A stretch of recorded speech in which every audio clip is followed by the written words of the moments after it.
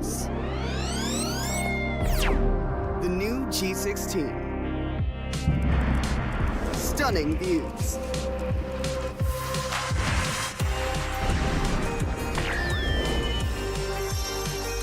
Advanced gaming performance. Top the leaderboard.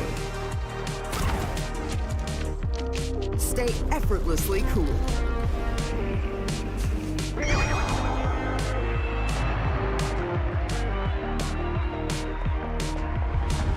G16 gaming laptop.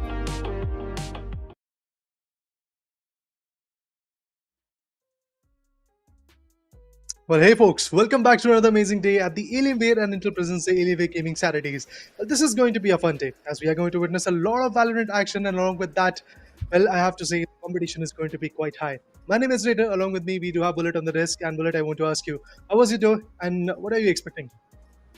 Well, again, I'm definitely expecting some good close quarter combat when it comes down towards the 2v2 TDM mode. But for now, first, let's take a look Yeah. what's at the stake here at Alienware Gaming Saturday, presented by Alienware and Intel. Of course, there's going to be a combined prize pool of 25,000 Indian rupees. The first team will be taking home 15,000 Indian rupees of worth of Amazon vouchers, and the second place will be taking home 10,000 Indian rupees worth of Amazon vouchers. Of course, you can redeem these Amazon vouchers on the Amazon website to grab some of your favorite Alienware gaming peripherals, and also you can check out these amazing laptops coming in from Alienware M18 and Alienware M16. Let's also later take a look at our schedule, the match schedule. Of course, there are some another interesting set of names here at the schedule. Old Monk versus the local players, Quantum Esports versus Team Nubra, Team Bandits facing of the team named as abbreviation IBX, Trigger Warning facing the side of KTIC Sports.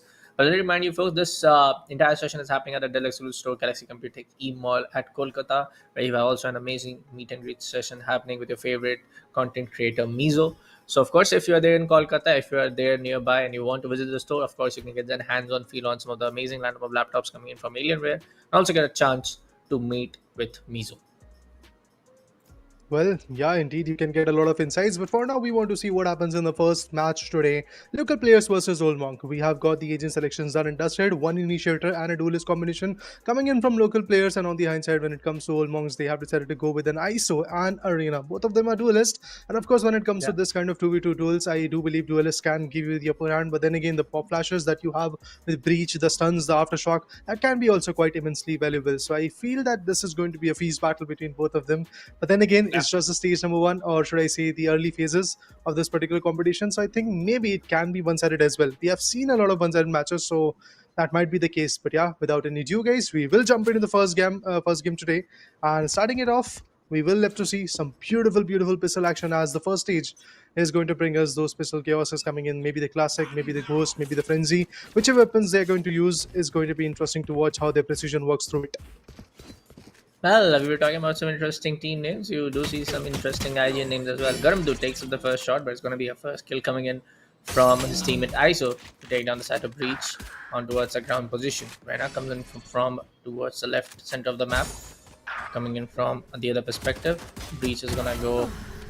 It's going to get eliminated coming in from the other Rena, but Rena is going to come up with a double kill. And of course, the first two kills are going to be counted for the side of local players. Where on the other hand, you do have Old Monk already in the first 12 seconds of the game, only 15 seconds of the game, already able to take that first 3 frags into their favor. Lately, I can see, after getting decimated initially, I can see that local players are also trying to be back in the game. Reina takes on Breach and Reina reverts back. The other Reina coming in from the other particular side. But that's a 2K. I have to say that this Reina from the defender side, local players looking is actually quite on point with his aim. The crisp shots are coming in, so I truly believe that they might be able to get the upper hand. Look at that reflex shot. That was beautiful. Reina gets the fifth one, and I don't think she's going to stop anymore. Yeah, there you go. The sixth frag also came through, but finally, there's a downfall of that particular Reina as well. Stage has changed. We have sheriffs to play with. We have buckies. We have stingers. I would love to see which weapons are going to get chosen. For now, it does feel like that they're going to go in the long range for the sheriffs, and in the close range, specters, stingers. These weapons can be immensely valuable. And yeah, there you go. Reina with the 2K. Old Monk is still in the lead. And as they charge in, they are definitely looking forward to get this lead in their favor for a long run. But I can clearly see that local players are also trying to time their attack, as we can see like they are trying to make sure that they go in a harmony. They go in a very beautiful flank type of way so that they have counter attacks being established. But this time, I do believe that the counter attack won't work. There is a difference of 3 good frags coming in from each side. Oh my god, Breach, even being vulnerable, gets it done with the Stinger. In the close range, there is no counter of Stinger, to be honest. Specifically, when you have half shields and no other utilities at all, you can really counter these Stinger shots coming in, as the fire rate is quite high and RNG can be possible on it. And there you go. Reina takes 2 more down. Breach and Reina, both of them have been compromised with the difference of 4 frags. It's local player who are at deficit. Yeah, we do see some good tracks coming in from the side of local players as well, but for now, Ormung is able to maintain that 4 3-pointer lead coming into the favor. Now make it towards 6 now, because you do see local players at 9. For now, it's gonna be the Lear going towards the play, and Reina able to take down the side of ISO. We do see the opponent Reina coming in from the side of Ormung, not stopping anytime soon. It's gonna be the 10th kill coming into his name. Now we finally do see local player Reina able to take down the other Reina on towards his opposition, to suppress and stop the entire fierce amount of kills coming in from his side. I mean, the first, not just first 2-3 shots. I mean, entire half mag of that Guardian was he was not able to connect those shots coming in from behind, and that was finally that one final bullet left in the magazine to take out that particular kill. But anyways, now folks, that is long gone now. It's going to be 21 for the side of Old Monk, 13 for the side of local players. So we can definitely say there's going to be a little bit of domination coming in from the side of Old Monk. We do see those first few shots not getting connected on point to take on that first kill on towards the first few seconds. That is something very, very, very much important when it comes on this particular 2v2 TDM. Of course, that if that particular thing is not happening, that particular phenomenon is not happening inside the game, inside your skill set, then you need to go for the trade game. Trade game is also not very much on point when it comes on the side of local players. 2 other players are going in 2 different directions. Wow. So let's see what's going to be the outcome as we approach in the final stage of this particular first match for the day. Honestly, I feel that it might be Old Monk's game, to be honest, because the way their trade fire is working and the way they are trying to be very synergized with their play, it's pretty on point. That's exactly what you need to have when you are fighting in a 2v2 battle. You have to have the trade fires, you have to be confident with your teammates, your crosshairs should be pretty much precise, your shots would be pretty precise if you really want to win. That's exactly what is happening. As we can see, local players whiffing a bit, but Reina instantly coming up with the trade fire as Breach takes down the ISO. So that's a good picks. That's a good exchange being delivered. Now 16 to 29. There's a difference of clearly 13 frags, 13 points to be honest, and it's not going to stop. But this time, I should want to go for a spray, which is not an ideal option when you are playing on a Vandal. You have to go with the bow shots or single taps, because single taps can be immensely valuable on this weapon. Again, recoil is a little bit high, and that's exactly why you can whip a lot. That's what is happening to ISO. But ISO is now collecting the ult ops because he knows that the ult is going to be immensely amazing. But what was that? In a line of fire, he takes on both the Breach and the Reina, compromising the integrity of the whole team local players. And the momentum that they were trying to build is completely shattered at this point. ISO goes in with the ult, takes away the Breach. No flashes will work at this point. I would love to see what happens. There you go. ISO with a clean crisp shot takes the opponent down. From there, I thought he is going to take Reina as well. But no, Reina reverts. But a trade fire as usual. Team Old Monk have got it figured out. They know even if they lose one individual, they are going to come up with a trade fire, which is again going to be beneficial for them. So a lovely counter attack. Reina already with a 5k. Oh damn. Now on Empress, the ult is online. And with that, I do believe that the trouble is going to be up high. But Reina unfortunately goes down. So does ISO. But in the meantime, man, for the entire amount of time when they were alive and they were in the battlefield, before this particular respawn happened, they were just dominating right up onto the door of the entire spawn area. They were just waiting in for the players to come in, local players to come outside of their spawn base and just show them the way back yet another time. But for now, it's going to be few set of kills coming to the favor of local players. But another time, we do see 4 more coming up to gain up that lead much on towards, make the difference apart from more than 20 points now, and they're actually able to do that as well. Final stage is left on with 3 minutes left along with 7 couple of seconds. So I feel like we do already have a winner, but that is going into the favor of Old Monk. But for the side of local players, this is some massive disappointment.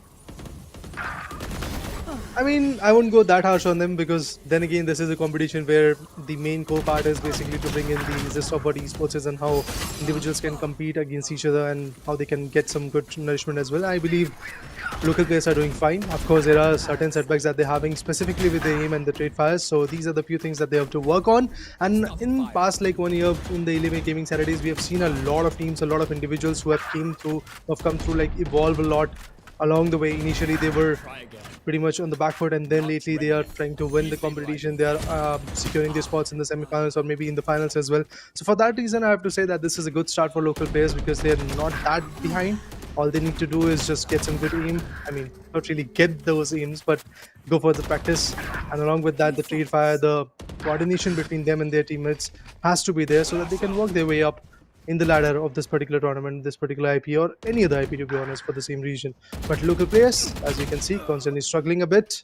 Some whiffs initially, but Reina still gets it delivered. Reina already onto the ace frag, the fifth one to be precise, but ISO goes down and so does Reina. The other Reina with a 2k, but they are lacking behind in a massive margin. There's a difference of clearly 30 frags. Oh my god, this is a big difference now. It's of 29. But honestly, the last 1 minute and 30 seconds won't be sufficient to completely compensate the gap. And for that reason, I truly believe that yes, Old Monk is the one which is going to move forward to the next stage. Meanwhile, local players will have something to learn. And that is the case, which is definitely not going into the favor of local players for now, because Old Monk are able to just make the gap a little bit more bigger and bigger and bigger in terms of the scoreline difference. Do see the Leah coming down towards the center. The press getting triggered from the side of Old Monk, but oh, this time around it's going to be the Arena takedown side of the Arena in lead. It's going to be breach coming from the center. Do see the Arena trying to go for some of the bullets getting fired on point, but ISO will be more than ready from his right hand side to give his teammate a cover. We do see the second kill coming in as well. 69 for the side of Old Monk, 36 for local players. I mean, at this point of time, it just feels like local players are trying to level best, but time is definitely not in their favor now. I mean, they're just trying to narrow the gap that is there between them and their opponent, but the fact is, even if there is a gap of one single frag, the other team is going to win. You are not going to get anything crucial out of it, of course, apart from the experience, apart from the learning curve that you're going to get after it. But then again, in this particular tournament, in this particular competition, I truly believe it's Old Monks who are going to move forward. Meanwhile, local players are going to stay behind and get the inside of what they did, which was falling in the wrong manner. To be precise, for me, it was the trade fire part, it was the coordination part, because lately, as we can see, whenever they're trying to be synergized, whenever they're trying to establish some good connections, it's working out. Yeah. The trade fire is also looking quite good, but finally, we do have the difference, guys. It's a 34 frag difference between Old Monk and the other particular team, local players. So yes, we have the winners of the very first game today in the Alienware and Intel presents the Alienware Gaming Saturdays, and it is going to be the team Old Monk with a massive difference of 34 frags. They made a statement in the stage 1. I want to see what happens to them in the stage number 2, because there the competition will be a little bit higher, and of course they're going to feel some trouble. I mean, a point difference of more than 40 points is somewhere, what do you say, like it's a complete 34 points over the limit. Yeah, I mean, over the limit, over the sheer domination that we do see. Like, it is something like this kind of we used to see in the previous season of any gaming Saturdays. But this particular year, we haven't seen this kind of domination coming in from any team in the previous week. But for now, folks, we'll keep the talks aside and we'll go for a short break, and we'll be coming right back after with the Gaming Saturday with the second game.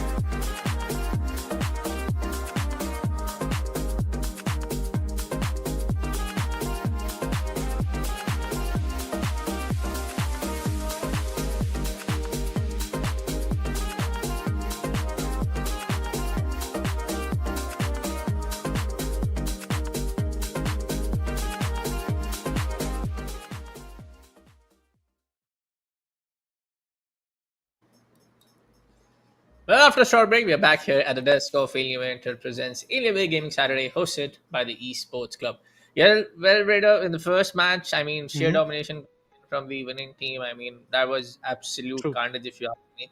More than 30 point of difference come down to the frag point and comes down to the Yeah. overall scorecard that we saw in the under the final stage and then end of the final stage. But for the next game, I guess we are more than ready and waiting for the next game to start. And yes, we have the production confirmation as well. We'll be jumping into straight towards the second game for the day. This is going to be between the side of Team Nubra facing up the side of Quantum Esports. Well, interesting names, but again, the same phrase that we say on every week, trader. We want to see some interesting gameplay as well inside the map. Yeah. Well, we have to see what happens in this particular matchup as we get to see Reina. I mean, Reina is pretty evident that Reina is going to come from one particular side. Yes. And on the hindsight, maybe an Omen, but I don't see Omen being a lot of bringing a lot of values in this particular game. On the hindsight, I want to see what Team Nobla is going to fish out. Are they going to go with some other duelist? Maybe a Phoenix could work out for them. A Jet could be phenomenal. Reina, definitely the easiest choice that you can have in a 2v2 scenario like this in the map of Yaza. I would love to see if that is going to be the choice. A KJ, interesting. Makeo, a KJ, a Jet, a Clove, maybe a Deadlock, maybe a Gecko. They're just trying to switch with the options. They're trying to like figure out what particular agent is going to be better for them. But Tesla locks in the Omen. This is going to be interesting how Quantum Esports is going to bring the value, or how Tesla is going to bring the value of an Omen in this 2v2 scenario, in this 2v2 duel. I want to see how that happens. Spider on the hindsight locks in the Reina. But defenders, that means Team Nubra, are still figuring out which particular agent that they do need. Maybe a Deadlock and a Phoenix at the end because the timer is running out. And yes, we will get the confirmation that these two particular agents, okay, once again a change. Okay, finally we have two duelists coming in from Team Nubra. It is going to be a Pop Flash Phoenix, and on the hindsight, even a Reina will be coming in. So two Reinas, one Omen, one Phoenix. This will be a fun one. I mean, of course, we do have the agent that has the ability to put down some smokes inside this TDM format. So, of course, it's going to be a really interesting play between these two sides. But I feel like, again, we do see the same usual play when it comes down to TDM. And it's pretty obvious, most of the time we do see the duelist pick rate going over the chart. So, I feel like, yes, this time we are on the fact that we do see the team winning. The team winning on this particular team is going to be the team who has double duelist lineup on towards their side. But for now, folks, yes, we'll keep the speculation aside as we moved on to the game. It was the action phase of this entire game. That's going to be between the side of Quantum Esports facing the team named as Team Nubra. And it comes on if it's going to be some actual new play when it comes on this particular team, or maybe it's that quantum play that we can see inside the paradox of this particular map. Alright, there you go. It starts off with Frenzy, Flick Shot. Brings in the spam with the Frenzy. On the hindsight, Octo delivers by taking down the Tesla as well. There you go.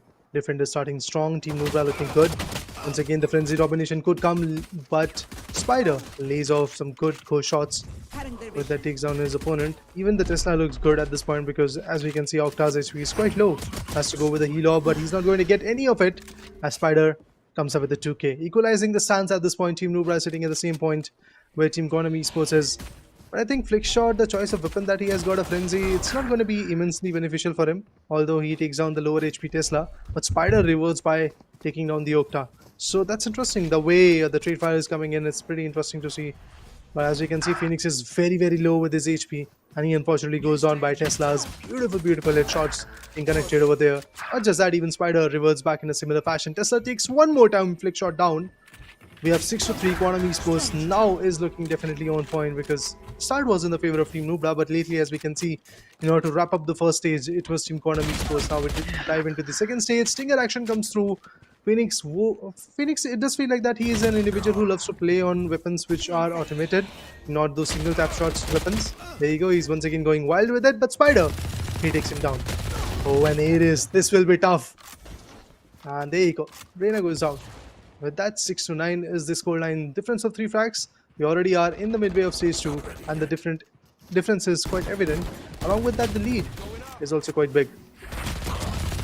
Well, we'll see what's gonna be the play. Tesla comes in. With that, area is gonna take that double player down. We do see the guy coming with the area as well, but it's gonna be Spider. Take down the side of Okta, the Bulldog. Slipshot comes in, takes on the side of Tesla now. Onto the center of the map, we do see a lot of these gunfight happening in. For now, the kill points are definitely being in the favor of Quantum Esports. Team Nubra struggling a little bit to keep up with the pace coming in from the side of Quantum Esports. We do see some good heavy these smoke utilities getting played right.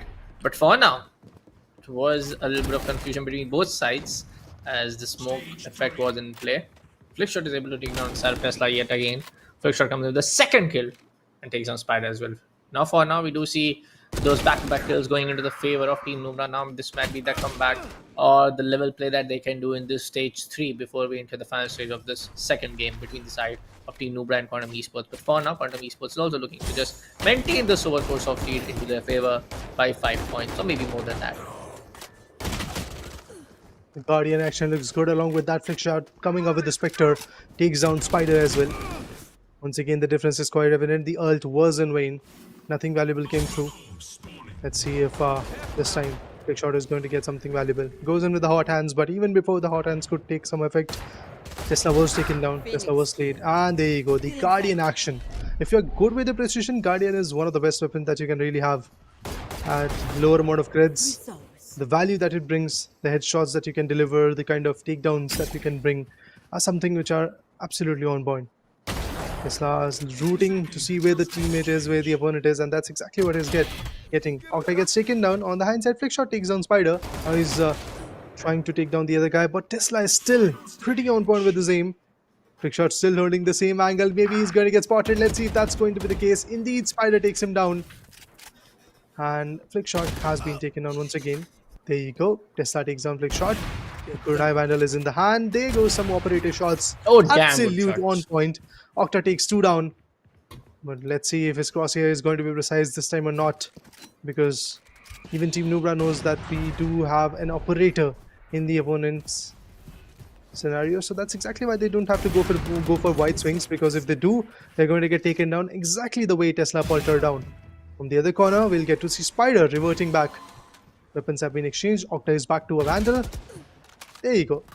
The Recon Phantom works the charm with one of the best teams that you can have. It's now favoring Team Quantum Esports once again as Quantum Esports is going big with a 4K. Spider is looking absolutely amazing. They're definitely able to spread his web of kills all over the map. Not particularly on the same corner, but yeah, for the phase, I'm just going to use that one. But Flickshot is already on the side of Tesla. Now they finally get a clear head off of the both sides now, on towards the spawn head as well, on towards the right hand side where the other guy was playing upon. But yes, they are just still behind 6 kills now. Even if Quantum Esports is not able to take one more than that, but of course it's going to be the vice versa case. They will be able to take 2 more down, and it's going to be 28 for the side of Quantum Esports. Team Nubra struggling a little bit to keep up with the pace again, struggling a little bit to draw the entire situation. But for now, I feel like this is more than enough time that they can suppress down the side of Quantum Esports and then make the draw even situation in their favor and then go for one or two kill lead in this particular final stage. I mean, that was a blunder by Omen. He had that height advantage in his favor. Whoa! Whoa! Tesla, brilliant TP. I mean, it was not really brilliant, but Okta was unable to read it. So yeah, there you go. It's a brilliant one, to be honest. The outcome was brilliant. That's what I have to say. 22 to 30. 3 minutes and 45 seconds to go along with. And as we can see, the Omen is coming up with some wild TPs. But this time he's not going to go far. I mean, he TP'd, but he TP'd back to the base. He's again out. He gained some shots. A quick shot. Wanted to go with the 2K, but after 3 frags, he has been slayed. He has been taken down. The blind comes through. The Odin works. At 77 HP. On my mark. The Reina gets Some crucial frags. Omen smokes are there into the shadows. Dark covers are going to work. Tesla takes on Okta because even with the Orin, you have to be precise with the aim. You have to be ready to crouch and take those shots because while standing, the shots are going to go all the way up and down. You are going to have a lot of whiffs. Tesla misses initially but finally connects, and Friction on the hindsight takes on Spider as well. Good trade fires coming in, but we have to make sure, I mean, to be precise, Team Nubra has to make sure that the gap should not be this much. This is not a very big gap, but it's pretty evident that there is a difference of 6 good frags. So even compensating that is not going to be easy. But Octa swings the classic Phantom and takes his opponent down. Spider on the hindsight retaliates, and taking down Flickshot was an easier task, should I say, because he was playing on the angles. 29 to 34, the gap is narrowing. This should make Team Corner Esports in a very iffy situation because, as we can see, like Quantum Esports, whenever they're trying to lead the marker, whenever they're trying to get a big lead in their favor, Team Nubra is right there to stop them. But the lead is still there, so that's exactly where Quantum Esports could be happy. But the lead should be bigger so that they can be in a calm space for the next few minutes because we are left with just 2 minutes. Quantum Esports is doing a fun job. Quantum Esports moving in once again, getting the right values, but Tesla gets taken down. Look at the Reina holding off the angles of stairs. As soon as somebody swings in, he's going to pop him out. Yep. On towards 1 minute and 45 seconds left on the clock. So when we opted to take down the side of Spider with that Phantom. I mean, I love how Phantom is being used so much extensively this particular matchup. The second game for the day, folks. Of course, it's going to be Odin coming to play from the other guy. Octa is able to take on Spider as yet for the second time in a row. Tesla comes in from behind, taking on the side of Flick Shot. It's going to be 33-38 if you want toward the center of this particular barricade. Structure. What? Tesla will be able to take on the side of Flick Shot, and it's going to be Spider. I mean, at this point of time, this is a very big tag and throw game. A hide and seek happening in between both sides. Well, the score line is right in front of your screen, folks. It's going to be 40 for the side of Quantum Esports, 35 for the side of Team Nubra. And maybe this is the time for ultimates to get in play, if you have any. But for now, the result is imminent, folks. We do see who's going to be the winner for now. Yup, it's going to be Team Quantum Esports, but we still have a difference of just 5 frags. Maybe the compensation would come through because, as we can see, the Omen is whiffing a lot. This is a moment where Team Quantum Esports can be overturned. Oh, the blind really worked through, but it was the ultimate. The timer was running low. Flickshot gets taken down instantly. Not just that, the other arena is also going to come up with a 1v2 type of situation, but it was a crossfire being set up. 37 to 43, the difference is once again of 6 amazing frags. I think it's just going to get enlarged. Oh no, it's getting diminished. 39 to 43. Last few seconds to go on with. Let's see if they're going to come up with some good frags. I think all Team Quantum Esports has to do is just basically get some good frags and make sure that they are staying behind their spawn zones. With a difference of just 2 frags. Just 2 frags. This is one of the closest matches that we have seen so far the last few weeks. So yeah, with the difference of just 2 frags, Quantum Esports is going to make their way to the next particular stage. On the hindsight, Team Nubra, they have a little bit of learning to come up with. But I have to say this, that Quantum Esports was struggling a lot, especially the Omen, the kind of whiffs that were coming in through. So I believe that they have to watch out for the next stage. Well, in the end, it didn't even matter, man. For the side of Team Nubra, they tried their level best in the last 15-20 seconds. But it saw how they came across that 42-41 kill marker. And all they had just need to do is to just get 2 more frag points to make the draw on the scorecard. But yes, this comes down to the side that the other winning team, the side of Quantum Esports, performed so well in the stage 1 and stage 2. But for now, folks, here at the Alienware Intel presents Alienware Gaming Saturday, the second match of the day has been completed. We'll take a short break and we'll come back with the third match for the day.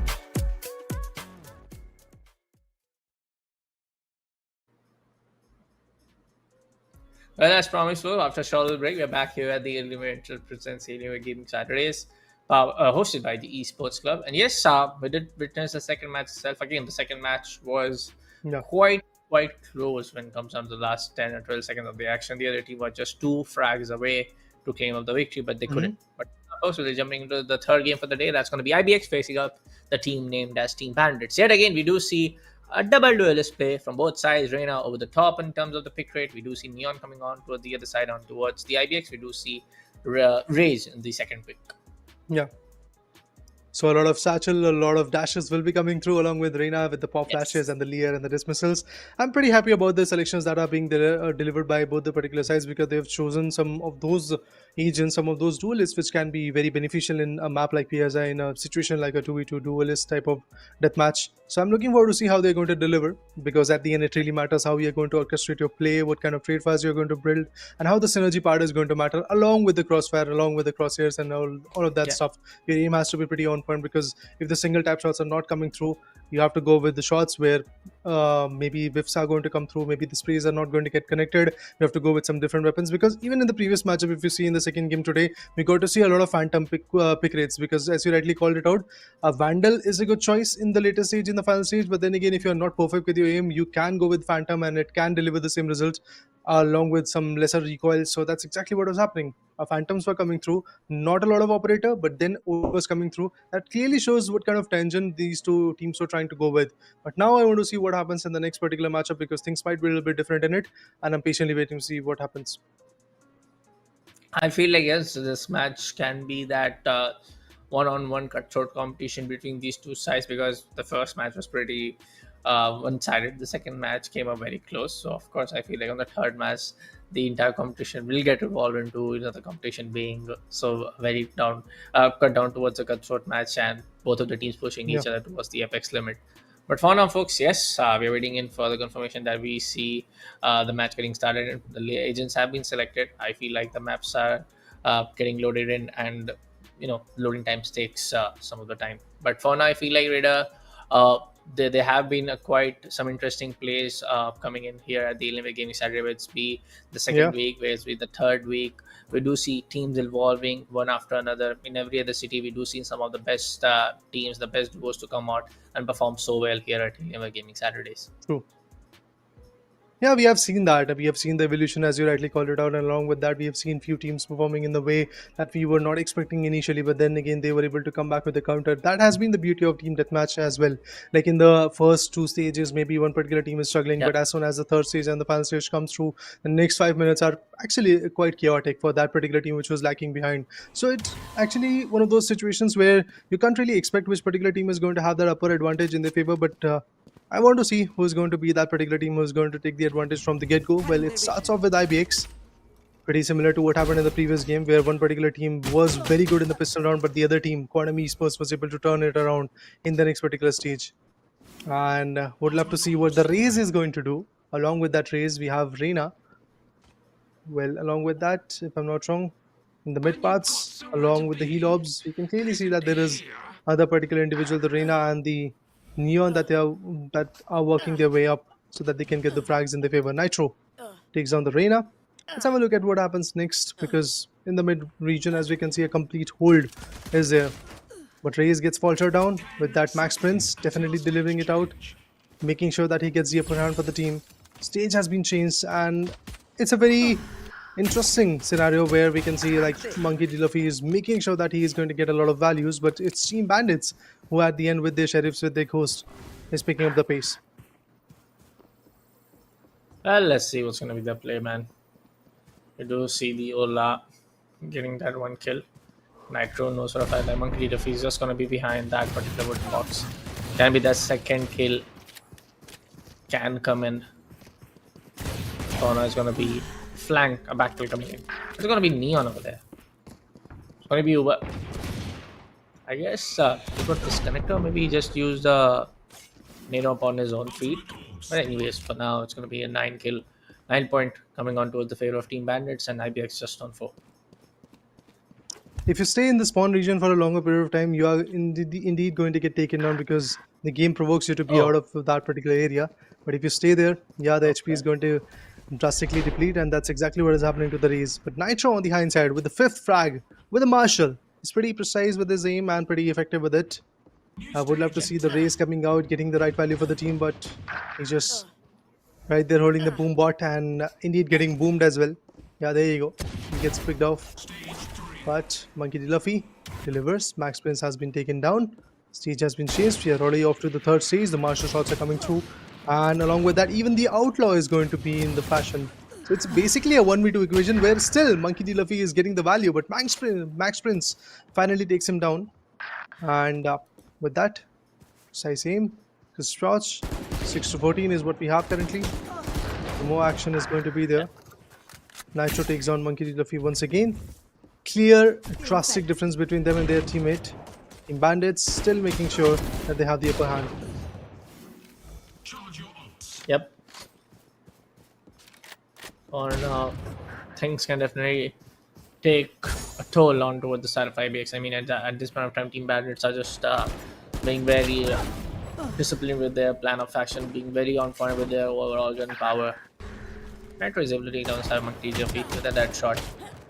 There'll be a little bit of whiff coming in from both sides, but in the end, it was Nitro to secure the kill against the side of Cuba. I feel like there was some disconnection, as has been mentioned by you Raiders also. So we do have the confirmation that the second guy coming in from the side of IBX has successfully connected properly. So I feel like, yeah, from this point onwards, which is a little late because we are onwards towards the final stage, I feel like this particular lead can get converted into that draw pattern, and then we can see that keep coming on towards the sci-fi IBX. I know this is a long shot play, but it is not impossible if you ask me. Yeah, pretty much, because now you have your favorable weapons, and Monkey is definitely doing the right job at this point, getting his opponents down and dusted. Gaia Vengeance Vandal in the hand, trying to go for some good aims, but Nitro with the Kuranai is going to take the Rays down. Yep, it's basically a difference of double the frags. 12 are there from IBX, but on the hindsight, Team Bandits is already there with 26. Look at them doing the great job and getting the upliftment in the favor. Once again, the chaos is here. Nitro picking apart a 1v2 probably. Indeed, that's the case. Nitro with some beautiful Chris shots coming in. He is definitely effective. Maybe for the 5th one, but no. Monkey D. Luffy is going to counter him. Max Prince still takes the race down. 14-29. Well, we do see that Team Bandits is doing a great job for now. They are playing on the crossfires, but they are also pretty vulnerable as they're also getting picked off. But the overdrive comes through. Let's see if Neon is going to pick him down. Indeed, that's the case. But the Rays, he wants to counter. The Gaia Vengeance Vandal works the way up, and Max Prince has been countered. Not just that, even Nitro is down and dusted. Yep. There you go, one more takedown. Slowly trying to narrow the gap, but honestly, they're miles away. Well, miles away from home, miles away to secure the victory, if you ask me now. 32 for the side of Team Bandits, just 19 coming in from the side of IBX. I mean, at this point of time, again, it's very much evident that who's going to be the winner over here. A lot of spray going on with that Odin. Momo get destroyed coming in from the side of Nitro, but of course, going to be able to be more than ready with that spray to take down the other guy. That's going to be Reina. For now, in the final stage where 3 minutes and 40 seconds are left, we do see a very big lead coming into the favor of Team Bandit, but yeah, for the side of IBX, I mean, they have to just scatter around and find these kills in their own favor. For the side of Team Bandits, all they need to do is just hold angles and just go for those maintenance skills, if you ask me. I mean, is that even a term, maintenance skills? I mean, just let's take those skills and keep making the scoreboard in your favor. Keep making that difference, the scoreboard difference, just huge in your favor. Yeah. I mean, you have to keep the balance between you and your team, you and your opponents. To be honest, you have to be on the upper hand, and the other guy has to be on the lower end.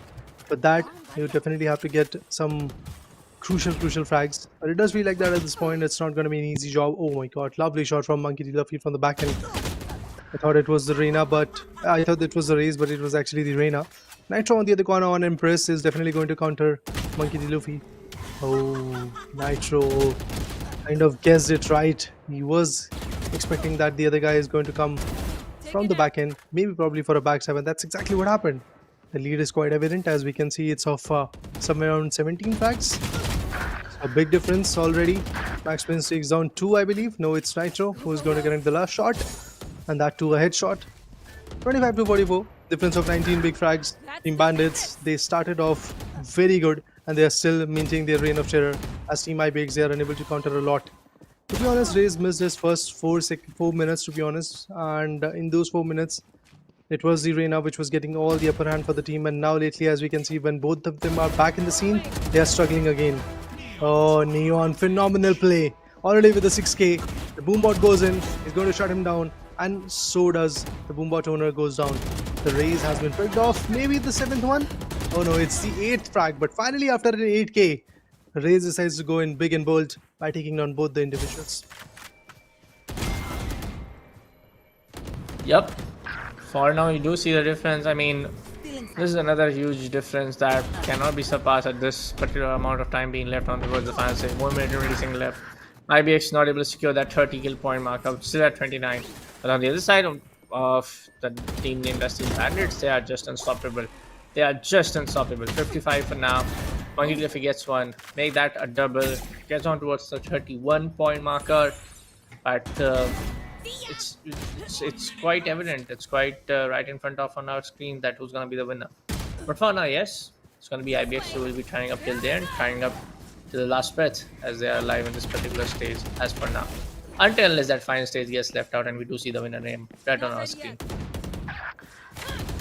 I mean, there's not a lot of time left at this point, just 40 more seconds, and after that, of course, we will get to know who's the winner. I feel it's going to be Team Bandits by a good margin, just like the first match that we witnessed. The margin would be of pretty close to like 30 frags. As you can see, it's currently of 28 frags. Maybe that is going to get enlarged, but even before that, Raze shuts down the overdrive coming in from the Neon, but Nitro counters him, the beautiful headshot of his own. 34 to 62, 28 frags of a difference.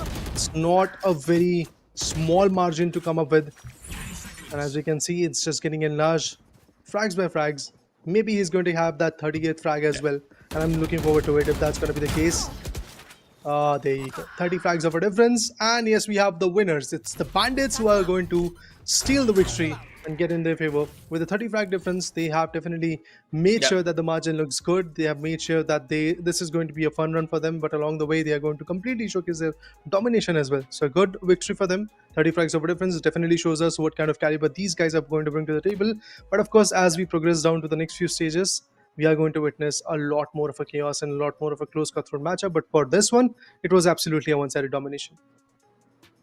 Absolutely a one-sided domination. I mean, look at the point difference. This was 30 plus. The first one was around 15 to 20 plus. I know the evolution is definitely happening. That the players are performing well, better and better after each next game is happening here at Alienware Gaming Saturday. But this was something really one-sided. But for now, first we're taking another short break and coming up with the fourth match for the day here at Alienware Inter presents Alienware Gaming Saturdays.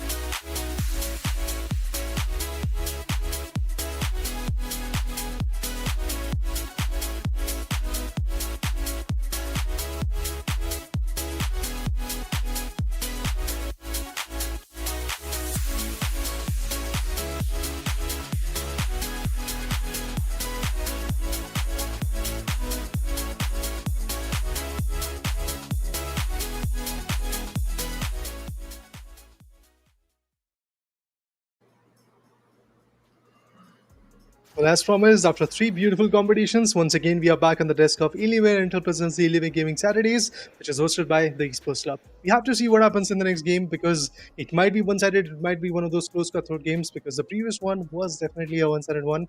I would have to see what happens. And Bullet, what are your opinions on that? The fourth game is going to come through, and we have seen two one-sided ones, one very close game where Yep. there was a difference of 2 points. What's your thought on the fourth game? Even if I just talk about the second game, man, I feel like even that was very much one-sided. It comes down to that particular single factor that the other team was not able to, capitalize upon that lead, and they were just giving away kills one after another. So when other team was able to, just get those exit frags, or maybe just you can say those late frags upon towards the time was running out. But when you talk about the last game, the fourth match and the third match particularly, that was sheerly one-sided. I mean, 30-point difference, 15, 20, 20 plus point difference is something what tells that, the other team is fairly new to the game. Of course, this entire Yeah. platform of Alienware Gaming Saturday is to, give these some of these newcomers a chance to, just to test out their skills and test out their potential. But I feel like, yes, we do need to see some, point to point cut third competition, both of the team pushing down each other at towards the apex point of their skill. We would love to see that. I mean, we are here to see the competition. We are here to see how teams are leveling up, and you guys can also level up in terms of your hardware and your gadgets that you have by choosing the Alienware because we have the newest line of laptops coming in, Alienware M18 and M16. You guys can go ahead and check it out because all the Alienware exclusive stores will be having it. All you have to do is just open up the maps and eventually check out the Alienware exclusive stores and then visit where there you will get to meet the Alienware experts who will let you know what these beautiful laptops can bring to the table. But for now, what you want to see is the schedule. We've already seen the first three games, and eventually the winners are Old Monk in the first one, then Konda Esports in the second one, and Team Bandits. All the left-sided teams have already won. Maybe once again, it could be Trigger Warning, it could be KTX Esports. I would love to see who is going to be the winner of the next particular game that we are going to witness. See, whoever is going to be the winner, they are going to advance to the next particular stage where the competition will be even higher. But without ado, let's see the agent selection screen and let's see which particular agents we are going to witness. Yeah. KTX on the defender side and Trigger Warning will be there on the attacking side. We have an ISO and Rina logged in from KTX Esports, probably an Neon and Rina would be getting logged in from the other particular side. So let's wait and watch. Well. It comes down on how I feel like again before I complete my second thing. I feel like again I want to see the variation in the agent, man. Duelist all over the place. I feel like Of course, this is TDM, and players want to play in the deathmatch style. They want to take duelists, having the utility to just play single-handedly, not having to, not being dependent upon your teammates. But again, this is a team-based game in a team-based format. I mean, it's not a 1v1. This is a 2v2 where you need to coordinate with your teammate to take down those trade games. You need to coordinate with your teammate to take down some of those crucial moments, which and can totally change the trajectory of the entire match flow and towards your side. But for now, if you talk about KTS Esports facing up the side of Trigger Warning, we do see KTS Ego picking up the side of Reina, Cold going in for ISO, Surfx Film going in for Reina, and of course, last but not least, it's going to be DS to go for Neon.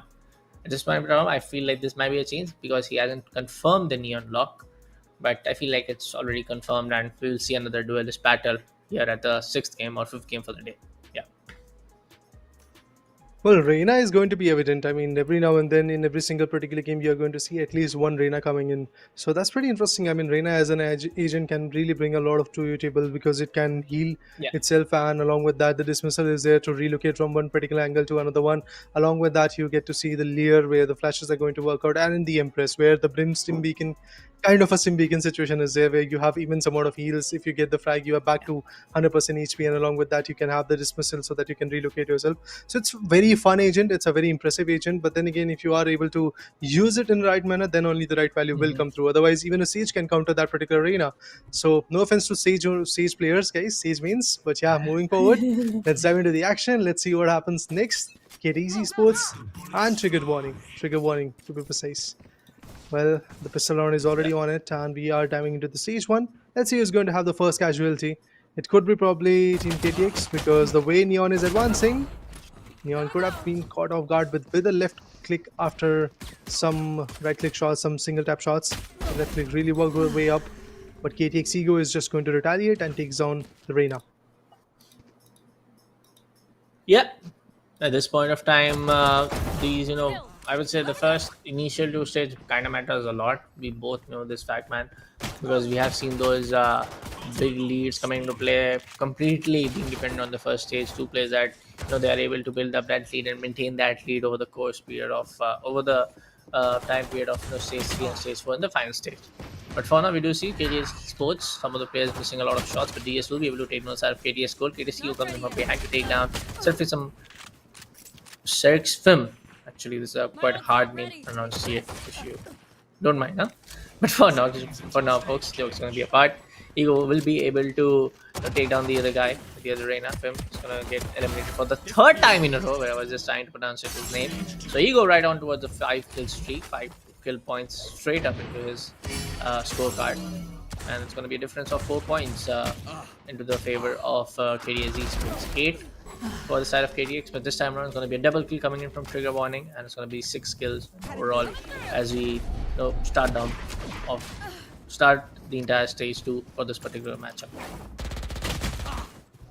The Sheriff shots won't be able to counter these stinger shots that are coming through. There you go. Once again, KTX Ego is getting the upper hand, but remember guys, this is just those initial 2 stages where you don't have your comfortable weapons to play with. As soon as the final stage will get triggered, I believe I would love to see what kind of counters will be getting established. Look at that, a lot of whiffs with the Sheriff, but after that the Neon is just going to flee back. Him on the other corner gets one more. Beautiful chaos being brewed at this point. Ego retaliates and takes down the opponent. KTX Esports is leading the charge by 4 frags. Not a very big difference, but then again a substantial one, a clear one, where the difference can be evidently seen. Suxfem making sure that he is going to have the upper hand with the Stinger. Yeah. But honestly, in the long range, you can't really have a lot of value with the Stinger. But the Ace, with the Sheriff, he takes on both of the opponent, and they're trying to counter in a very good manner. As the stage changes, we have the Guardians, the Bulldogs, the Vandals, and along with that, even the Phantoms will be online in very soon. So maybe they are going to utilize that particular weapon and get some good picks. Ace with the Bulldog retaliates. Even before that, the trade fire came through. Ego once again gets the upper hand. The Guardian shots looks crisp. The Forsaken Guardian is looking pretty on point. There you go, a few more shots, whiffing initially but connecting lately. The combined effort from Ego and Cold is serving a very feisty dish for the lads of Team Trigger Warning, as they're getting warned, but then they are getting picked up as well. Brilliant picks. There you go. KTX Cold at his finest. Misses initially but counters way too well at the end. Well, comes the factor that we do see KDC Sports being in lead. Trigger warning. That's 13. Coming in for the side of DS will be a double kill coming in for the side of Trigger warning. Then we'll be also able to take down his nemesis. Going to be that ego guy. Going to be overdrive coming in from the side of Neon, and the first kill is definitely going to come in for the side of DES with that overdrive coming into the play. 16 for the side of Trigger warning. Now KD Esports leading down with 23. One more being added, but it's going to be Ego to come up with the trade game. But DS with that overdrive ultimate is able to take down 4. This might be a 5th one, but nah, it's going to cold to shut down and freeze down the side of EAS. Go back onto the respawn area. And the final stage has been started. Just 5 minutes and 32 seconds left. Beautiful, beautiful one taps coming in. Ego making sure that he's going to rip his opponent down. Oh my god, even the ISO looks absolutely precise. Look at him. And finally, Fim is going to counter him. A lot of room for him to swing, but not a lot of room for the other guy to like swing and get the right angles onto the opponent. With that, we have a difference of like 11 frags, a good difference. From the stairs, we have another counter coming in. Fim is just going to put Ego down, and with some good body shots, Ace also retaliates and takes on Cold. Few more recon phantom shots going in. There you go. Absolutely precise with his aim, crisp with his shots. Oh no no no! The Iron Vandal. They could have really delivered, but at the end, that whiff costed him. 23 to 32, 9 frags of difference. Now it's up 8. It does feel like that Trigger warning is trying to come back in the game, but honestly, these next 4 minutes and 30 seconds are going to tell us who is going to be there at a strong foot at the end. Because that's exactly what you get. Last 4 minutes and 30 seconds is what you have. Both the teams are trying their level best. The trade fires are working, the crossfires are being delivered, 1v2s are coming through, retaliation is at its finest. ISO stuck in a pickle, but he still was able to fall back. Not so good for the Reyna. Unfortunately, Reyna goes down. Well, yep.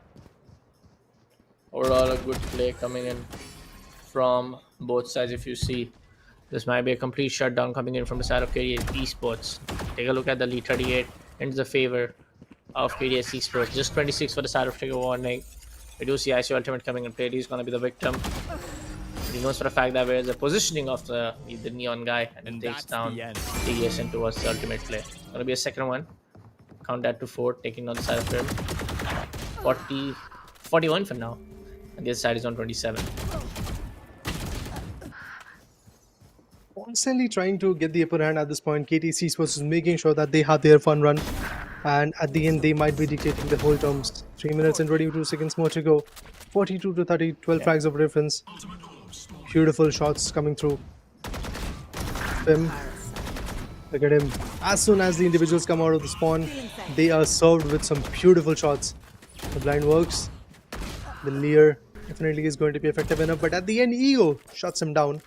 Fim still is there, and he's going to spawn as soon as possible. Ace on the other corner, good counters for him as well. Difference is getting narrowed, but still remember guys, there is a difference of 10 good frags where the other particular team, that means Trigger warning, has to bounce back. KTC Sports this time is beating the norms, getting the upliftment in the favor. Good dismissal at the right moment. Impressive. I mean, the presence of mind that is there from Ego and Cold, that's good. Good dismissals, good shields being taken, right time vulnerable, right time shields. That's good. That's pretty impressive the way the players are establishing themselves in this particular game. They are gelled up with their agent. They know what the agent is capable of, what the agent can offer, along with the precision of your own. 10 frags of differences once again is that particular margin, which is pretty evident at this point. Even when the shield is taken, a 1v2 possibly. No, the weapon was running out of ammo and he had to go on reload right in front of his opponent. Unfortunately, he gets shot down. Ace retaliates, takes down Ego, and it's a 1v2 for him this time. 9 frags of difference, 2 minutes to deliver. I think it is possible, but you have to be very, very precise and very, very on point, which is something which is not looking easy. Oh my god, lovely shot by Cold. He judged it rightly, knew what he is doing, knew where the play could be, but this time, unfortunately, he gets countered. Let's see what's going to be the play coming in from the side Trigger warning. They have kind of tried to climb back to onto the side of the scoreboard to just elevate and kind of level up the performance, kind of level up the entire kill points coming in from their side. 53 for the side of KDS Esports, and make that a double kill coming in from the side of Trigger warning. So yep, this might be Good play coming in from both sides. But trigger warning. Getting that trigger finger on toward the work. But for now, I think KDX scored to just freeze down the side of both guys coming in from side trigger warning. 47 now. Oh man, phenomenal play is what I have to say at this point. Fim retaliates, takes down Ego, 56 to 49. We do have a difference and it's quite evident. It's a 17 frag difference at this moment. Just 40 more seconds to go with. In these 40 more seconds, I don't think a lot of value will be coming through. There might be some exchanges, there might be some trade fires. There you go, 16 frags of a difference. Trigger warning, still making sure that they get the upper hand at the end, but in just 30 seconds, you want to come up with a 17 frag difference. You want to collide it, you want to be on the top. I think it's a far-fetched plan at this point because you have already made some blunders initially. That too when the final round started, when the final stage started. So coming back in this particular scenario is just something which is not going to be easy. And look at KTX Esports. Now they do know that they have got the lead. Why to peak? Why to like be in trouble? Just hold off your corners. Just be in a very patient corner, and you are going to get the upper hand. 60 to 53. The difference is of 7 frags. Looking up close. 6 frags of a difference. Oh my god, this is again yet another close contestment. Just like the second game. In the second game, we got a difference of just 2 frags. In this particular fourth game, we got a difference of 6 or 7 frags to be precise. 61 to 54 is the particular scoreline that we have to say. So a 7 frag difference line. Impressive play, to be honest, from both the sides. But KTX Esports, from the start till the end, they were able to make sure that they are going to have the momentum and they were directing the whole show.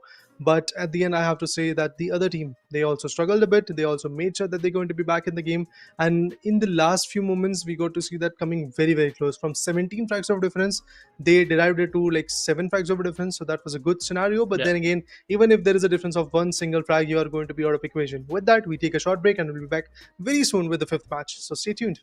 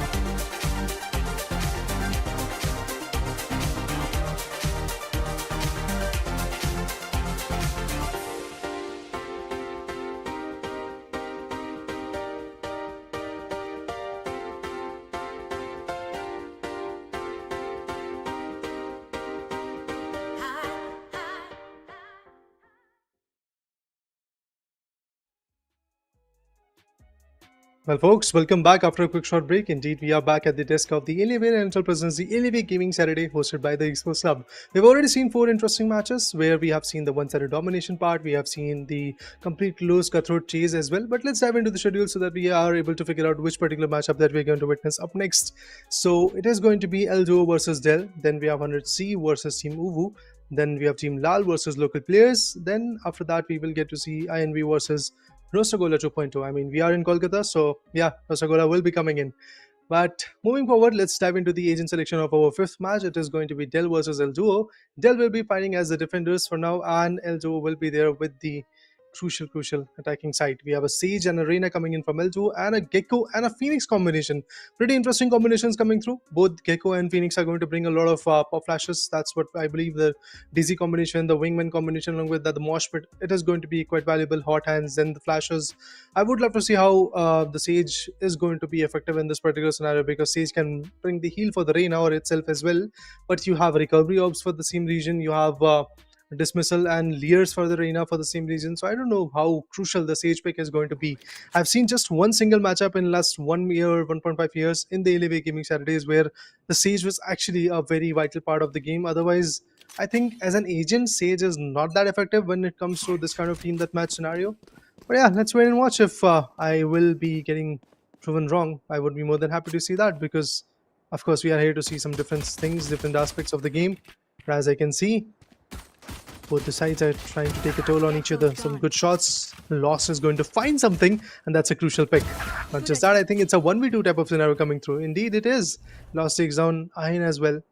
Elzo are definitely getting punished at this point, but this is just the start of the game. Oh my god, Dozer. He also finds something crucial. Look at him going in big, getting all those picks into his favor. 8 minutes and 50 more seconds to go on with. The final stage will come after like 4 minutes and 5 seconds. So have to see what happens in the final stage as well. But in this particular scenario, the slingers are available. People can go with it. Frenzy are available. You can go with the classic as well. But it seems like that ghost is going to be the only favorable weapon, and they are cherishing it.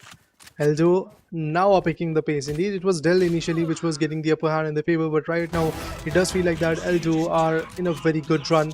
9-3. Reina already onto its ace. 5 frags altogether in her favor. Maybe she's going to get a few more.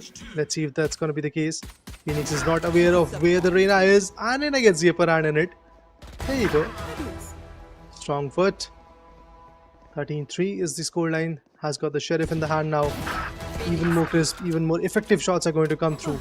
Reina already with an 8k. Lost on the hindsight is there with a 5k. Oh, actually 4k, my bad. Oh, hefty shots. Lost comes up with a 1v2, very low in his HP. But Lost is going to heal herself. 30% of the HP will be back. But this time I think Reina has to get compromised. But no, he still delivers. 9th frag already coming through. Unstoppable is going to be the case for L2, and the way they have placed themselves right outside the spawn, it is definitely getting them the right favor. Well, the Dizzy was there, but nothing valuable will come through from Dizzy. I mean, 10 frags already here. What is happening? Not just 10, but I believe it's more than 10 right now. 11 to 12 frags are already here, but finally Roger has to go down. 5-23. Beautiful and a crucial amount of play coming through. Eldo making sure that they get the upper hand, but at the same moment, I can clearly see that it's Dell which is getting the upper hand for the team. Eldo. Let's see what they're going to bring to the table. Let's see how they're going to fight back. They already have got the lead, which is very important for them. And you have to have that lead from the get-go if you really want to dictate your terms, if you really want to have a lead. Although I have to say one more thing, like when Sage comes through in this particular format, Sage is not going to be valuable, especially for the ultimates, because what are you going to res back? As soon as your teammate gets down, he is back to the spawn region. You are not going to get him back into the equation. It's not one of those ranked or classic scenario or unranked type of scenario where you can res back your teammates. So I think for the same reason, Sage won't be valuable, especially in the ultimate type of scenario. But other than that, the aim part, the healing part, the slow up part, even the wall part, that can work out way too well. And that's exactly what is happening. But right now it does feel like that there is a difference of 4 times between Dell and El Duo. 9-33.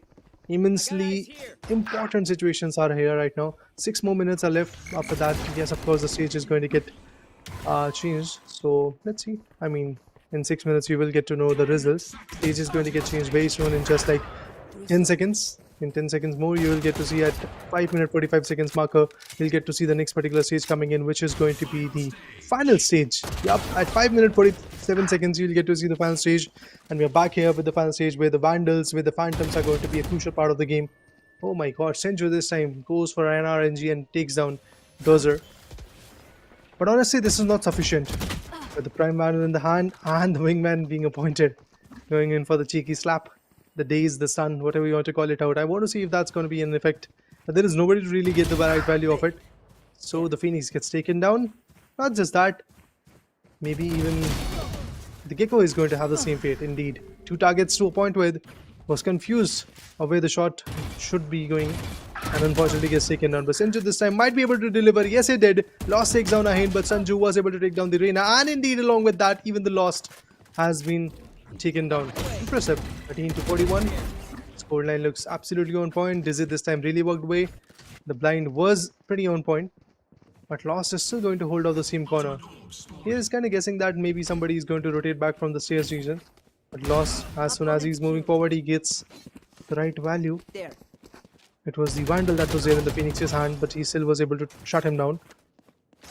Good trade fires. That's what makes a beautiful team. That's what makes a beautiful duo. If you have the good trade fires in your favor.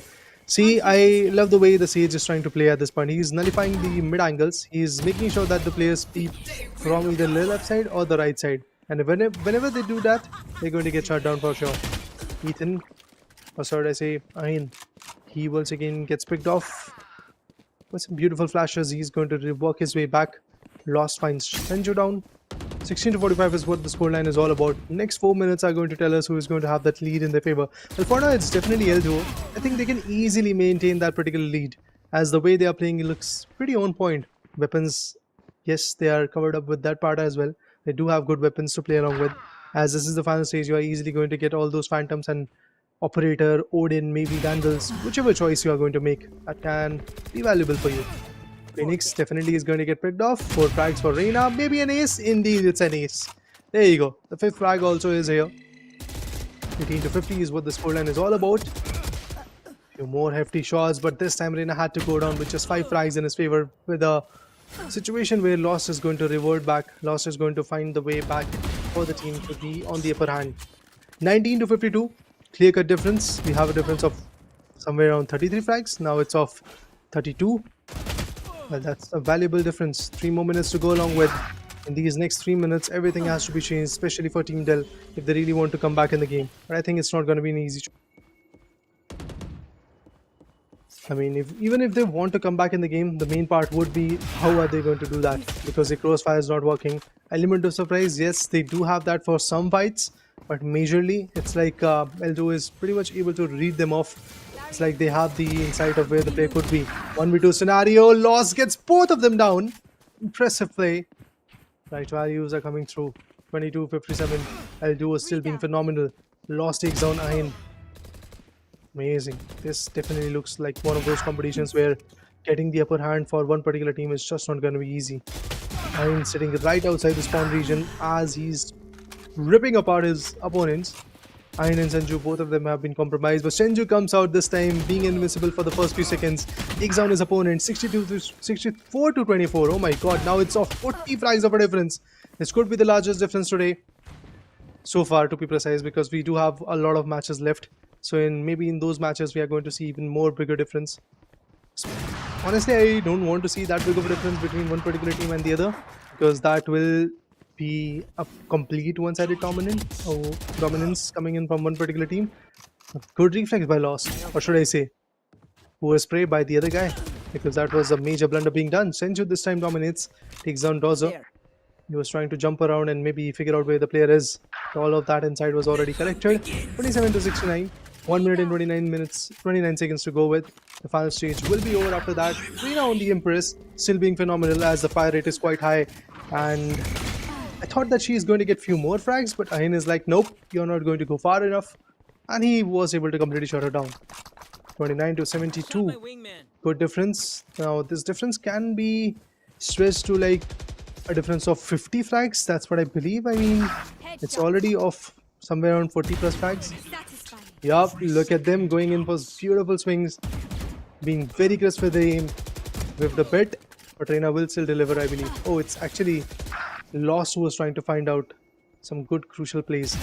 47 frags over difference. Look at that Gecko. Pretty much dumbfounded of where his opponent is. But I can't really see Phoenix coming up with those blinds. And why is that? I have to see what happens next. I mean, the blinds should be there if Phoenix really want to get the right value for the team. But no, it's actually the Reina with 7k and 82 frags already in the favor of L2O. They might go up to like 90 frags. It's possible because we are still left with 20 more seconds. Let's see if that's going to be the case. Indeed, it is. 86 points already here in the favor of L2O.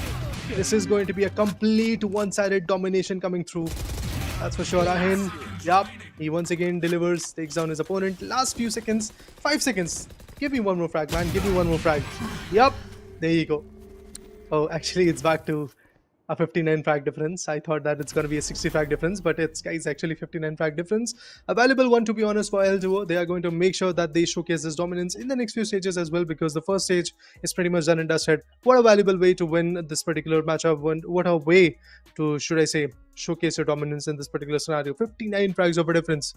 With that, we will go to the short break, and after that, the 6th match will be coming in, so stay tuned.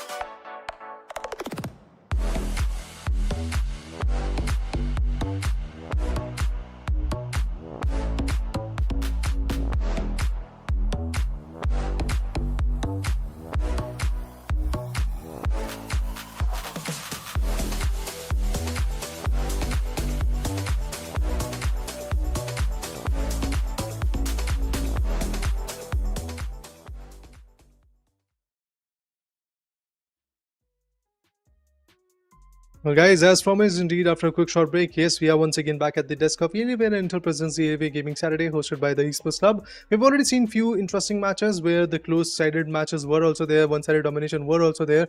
But the previous one, the fifth one, I mean, it came with a big difference, 59 frags over difference. I was not really expecting that, but then again, we had some professional players coming in from one particular side, and the other individuals were still trying to figure out what they have to do with the play style and with the kind of scenario that they were trying to deliver. 100C versus Team Uvo is going to be the case right now. We do have some beautiful combinations to work with. Reina and the ISO combination is going to be there. From the other corner, we have a Jet and an Clove combination. So no blinds for the defenders. I'm looking forward to see how they're going to like deliver their play, because either they are very good with their aim or they are very good with their strategies, along with the utils that you get from these two agents, Clove, the smokes, the overheal. It can be valuable. Along with that, when it comes to Jet, of course, Jet, the momentarily advantage that you get from the cloud burst, the blind that you get from it, and along with that, the dashes, the up. I'm looking forward to see if there are going to be a lot of moments where they're going to utilize all of that. Remember, guys, the start is not going to be easy. It's the pistol round that we're going to witness initially, just like any other classic or ranked matchup. But this is actually a very different type of setup, where the first minute is going to be covered up with a lot of pistol shots. Yep, there you go. Initially missing wildly. After that, connecting the above guard, that is the ISO, he delivers. It's a 2K for Team 100C. Maybe they're going to get few more, but this time Keyframe and Adi reverts in a similar fashion in the trade fire, in the synergy. As we can see, above guard once again gets the upper hand. The recovery orb has been taken. The overheal is still working up. Let's see if something valuable comes through from that Clove as well, because Clove is already into the stairs. Spots the individual, has got the stinger. And finally, 4-3, 100C once again in the lead. Maybe they're going to get something more. Oh my god, Yokai, as soon as he was trying to flee back, going for the recovery orb, he gets shut down by Keyframe. Pretty much on point with the playstyle. Now the last bullet is what we need to get connected. That's something which was not here. One more shot. Oh my god, Yokai. He could have taken down both the guys, but Keyframe was readily available with the stinger. Now he has taken the recovery orb as well. So there's nothing to be feared about. There's nothing to be really lacking behind with. Stingers, sheriffs, all of those weapons are going to get chosen at this point. And as we can see, some crisp shots would be coming in from both the sides. There goes the DK. Keyframe with 6 frags now. Definitely a valuable one for the team. I was doubting that what a Clove can do, what a Omen can do, but honestly, Tesla from the other particular team, the Omen that was chosen, he delivered a lot. And also currently, if you can see, like Keyframe, the Clove, he's also delivering. So it's good to see like one of those unconventional approaches still being favorable, still being phenomenal when it comes to the playstyle. Look at Keyframe once again getting the upper hand. Although he's at very low amount of HP, but he still will be able to fight back. That's what I believe. Look at him being phenomenal. Reina whiffing a lot. Adi is still getting the upper hand. Goes in for the recovery orb. 11-11. That's what we have at this point. But Team Uwu is fighting back strong. As soon as they have their formidable weapons, I believe it could be Spectate, it could be Phantom, it could be the Vandal. They will be back again with the lead. There you go. Team Uwu already on the strong foot. I believe. They've got their lead. But above God shuts down and make sure that he equalizes the whole standpoint. Keyframe once again stealing the lead. Amazing. Yokai gets shut down. Adi takes on both the shield and the shield holder, that is the ISO. Impressive indeed. 14-12 is the scoreline that we are talking about. Some beautiful guardian shots, but once again got troubled in 2 different angles. He was like, should I shoot ISO? Should I shoot down Reina? And at the end, both of them shot him down. So there you go. Once again, similar situations are happening. I am happy about this approach that 100C is trying to build, that they're trying to come up in a synergy. They're trying to make sure that they play together with their teammates, so that they have the upper hand. Oh my god, ISO. He's very good with his play. But let's see what Keyframe is going to do at this point. Yokai shuts down with the Bulldog. 100C definitely wants to take the lead away. Won't be able to go far, as you can see. Reina is very low, but ISO ult, it will take down the Jet. But Jet, unfortunately, as soon as she comes out of the ISO ult, she also gets compromised, because Reina knew that even if Jet comes out, she can easily hold off that particular spot from where Jet was taken and shut her down. That's exactly what she did. Overheal, but as we can see, above God is still being fruitful for the team. He's getting a lot of frags, but after that he gets compromised as well. 19 to 21, final stage is here. That's what we all wait for. So yeah, after the final stage is here, I think things are going to be pretty much tricky. Let's see if crucial value comes through or not. 20 to 24. Team Bandits is still fighting strong. 20 to 25 is what the scoreline is all about. Show me a target. Oh my god, look at this lovely sprays. Beautiful one-tap shots coming in. Timuvu, as soon as they're trying to fight back, they are unable to do it. As we can see, Reina is on her ultimate. But Adi this time takes both of them down in a good line of fire. It was initially ISO and then after that Reina as well. Good counter attack. Absolutely happy with the playstyle that he's trying to deliver. But Keyframe with the judge, he's going to judge Yokai out of the equation. How far are they going to go? Beautiful tap shots, but Adi still fights back. 25 to 28. Completely narrowing the gap that was there between Hanetsi and Team Uwu. It could be anybody's game. It could be Team Uwu's game. It could be Team Adi's game. I mean Hanetsi's game to be precise. Let's see who's going to take the advantage in their favor. There.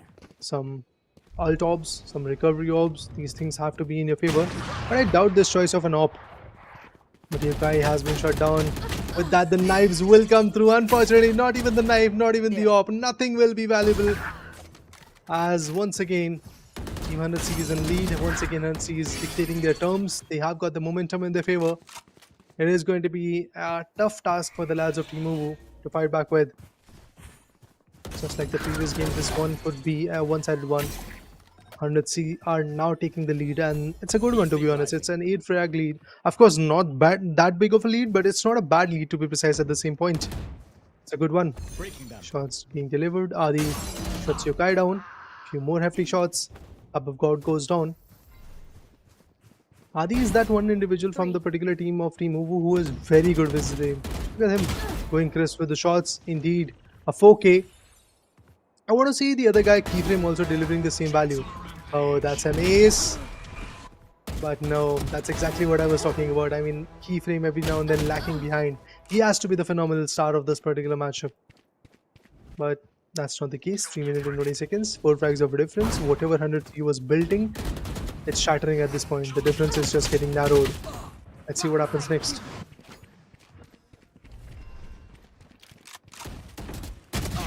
After all, as we can see, the fights are looking pretty fierce and things are not looking easy to deal with. 34 to 38. The more hefty shots. 34 to 39 now. And let's see, fighting strong. Last 2 minutes and 50 seconds. This is the moment where you can either make or break the momentum. 36 to 39. What a way to fight back. What a way to be back in the game. I mean, to be honest, Team Uwu is making sure that they keep the other team on their toes for the long run. Good shots, but at the end, Above God was able to judge it out. 37 to 51. Once again, the ISO ult can be phenomenal. He can take down his opponents in the ult. But even before he could go with the ult, it's Keyframe who is going to take him down. But Yokai with the trade fire, with the dismissible now. Adi shuts him down as well. Last 3 score lines difference that we have at this point. But once again, Adi fights back in a very good manner.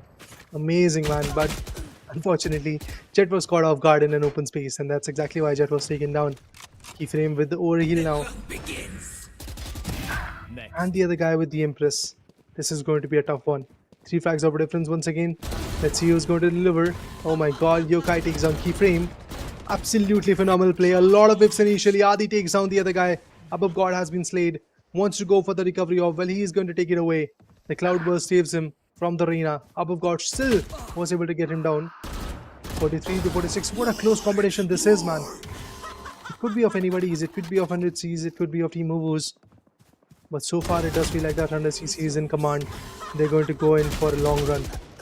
Oh my god, there you go. Finally, Reina has been compromised after so much chaos that Reina brew. 45, 49. What is happening? Last 1 minute? And still 100C is able to like dictate their terms, able to like be on the upper hand, be on the leading part. Well, another lovely operator shot coming through Adi. Adi shuts down Yokai. But as we can see, the globe was quite visible. Actually got shot down a bit. This time again the knives won't work. Oh, it did actually work. That's good. The knives are back. Keyframe is back in control. 49 to 49. This could go anyway. Few more knives going in, but no, man. Unfortunately, it's Above God who's going to take the upper hand. It's unfortunate for the other team. Unfortunate for 100C. But we are once again back to square one. 50-50. Who's going to have that lead, guys? What do you think? Last one shot can dictate everything. Let's wait and watch if that's going to be the case. Another crucial part to deliver with. 50-50 is the scoreline. It's a very interesting scoreline to be precise. Keyframe and a Seamet Adi delivers. They do have a difference, and it's a big one, to be honest. It's a 4-frag difference. A team which was lacking behind from the get-go now finally have got the lead, and they are going to be the winners of this 6th match today. What a way to win. What a way to come back. I mean, 100C, you could have waited a little longer. You could have been precise with the aim. You could have like played on a trade fire type of scenario, but it actually costed them the whole game. Like, for the first 9 minutes, these lads were in control. Team 100C had everything in their favor. The pistol round, the SMG round, the Vandal round, the operator one, should I say, the final stage. They had everything in their control, but at the end, what costed them the whole game was basically a little bit of an overcommitment. But with that, we'll go to a short break, and after that, one more competition will be awaited, so stay tuned.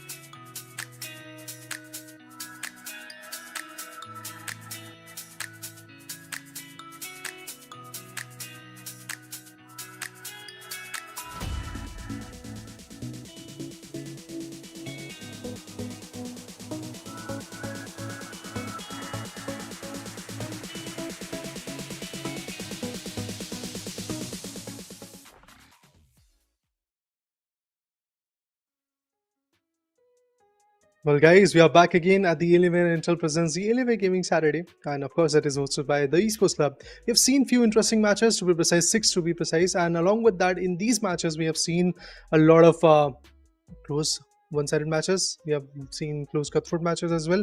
I'm looking forward to see what happens up next because in every single match there's a new storyline to talk about, but more or less they are pretty much similar. Either it could be one-sided, either it could be a close cutthroat game. So let's see what local players versus Team Lal is going to bring to the table. Team Lal will be on the Lal side, that is going to be the attacking side, as they do have a Phoenix and a ISO combination on the hindsight arena, and an ISO combination will be coming in. This is the first time when I'm seeing actually two ISOs coming into the picture. I would love to see how these guys are going to be valuable for the team, because in the previous matchup we got to see the Sage combination. It was pretty interesting to see how the Sage was working in the previous matchup. We got to see that in the next particular matchup. We got to see double Reynas coming through. That was also pretty much interesting. Reyna, Clove, Jet, and along with that, if I'm not wrong, even the Phoenix was there. So once again, we are back with Phoenix combinations, Phoenix and ISO, Reyna and ISO. Let's see what happens, guys, because we are going right into the action of the 7th match. Look, players are more than ready. Team Lal is more than ready. Let's see who's going to win. Focusing. Start, two shots, and there you go. Pretty cautious to be precise for Garam at this point. He's making sure that he's checking all the corners. He's making sure that he's getting all the ideas in their favor. Local players making sure that they have the upper hand for the team. Alcha D. Let's see what they're going to bring to the table. Oh my god, another beautiful shot being delivered. 3-1 is the scoreline.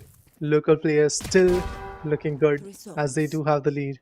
But how far are they going to go? Because remember, guys, even if you are there on the upside in the pistol round, maybe in the next few rounds you are going to be on the backside. But Devil for the win was definitely precise with his aim. I mean, the way the goal shots were getting appointed onto his opponent's head was pretty interesting. Now on the hindsight, even Garam is fighting back. Waka plays is unable to really play at this point. Phoenix gets spotted, but Phoenix had that stinger in his favor and was able to shut down Devil for the win. Impressive plays. The stage 1 is about to go down in just 10 to 15 seconds. So after that, maybe something crucial will be coming through. Team Lal versus Team Local players. It's Team Lal which is in the situation where they have to fight back, where they have to push in, where they have to get the upper hand for the team. Otherwise, of course, the result will be in the favor of Team Local players.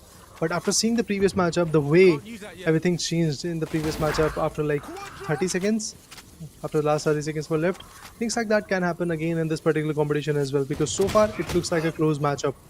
Both the teams are trying to advance, both the teams are failing in it, both the teams are getting prevailed at the same point. Nobody is having a massive lead in the favor. It's local players who have got a lead of 3 frags, but as we can see, Team Lal is also trying to compensate that. Team Lal is constantly trying to be back in the game, but this beautiful sheriff that Devil has caught, it's indeed is acting like a devil, because they are able to shut their opponent down in a very good manner. But Aspect very low in his HP. Let's see if he's going to find the sheriff. No, the sheriff finds him. Devil for the win shuts him down. Garam is still pushing in to take down Waka Plays. But Waka Plays takes down Devil for the win. Pretty close competition, but at this point I have to say local players are on a dictating term. They are getting the upper hand in their favor. Lovely shot. Garam manages to take down his arch nemesis, the ISO that was there from the opponent's perspective. But Devil, look at him. A 2K. Yusuf plays. Few more shots are going to get appointed.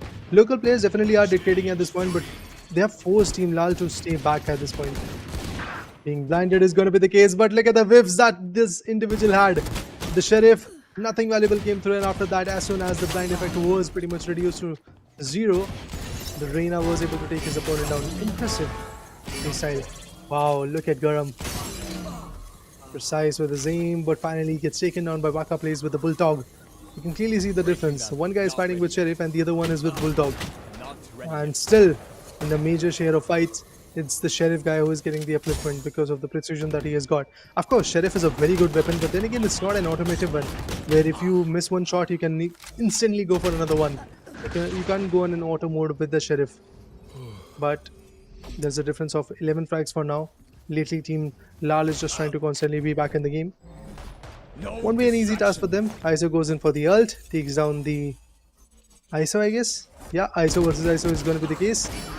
With the Bulldog, initially he was able to point some good shots, but lately, as we can see, the final shot was coming through the Guardian, and Garam was able to get the upper hand. Not just there, but even on the ISO again. So 24 to 12, 12 frags of difference, 5 minutes more to go. Final stages here. So much is happening, but everything is still in the favor of team local players. They are totally in control.